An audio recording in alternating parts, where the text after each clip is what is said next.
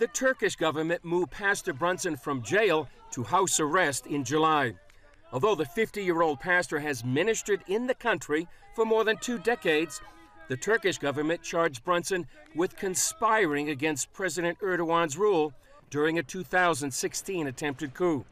The Trump administration calls those charges bogus and has made securing Pastor Brunson's freedom a priority. I don't think there's ever been any administration, any president that has brought up a prisoner of conscience, a prisoner who's in prison because of his faith, more than any other one than President Reagan did for Natan Sharansky.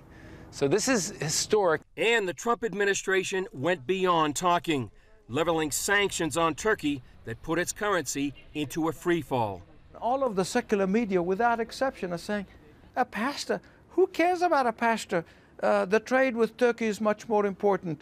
The money and the value of the lira is much more important. But the Trump administration said, no, a pastor who's falsely accused and is in prison is important to us, and we're willing to really put our money where our mouths are, and they're taking a strong stand. Egyptian-born Michael Youssef says other nations are paying attention. Now, the world is watching this. They are not ignoring this.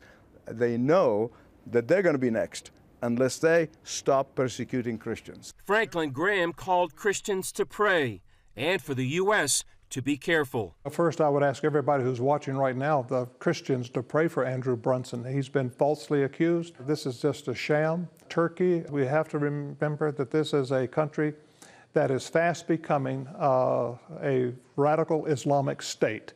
I think we need to get Brunson home, and we need to be very careful with whatever we do as a country with Turkey until they change leadership and change the direction they're going.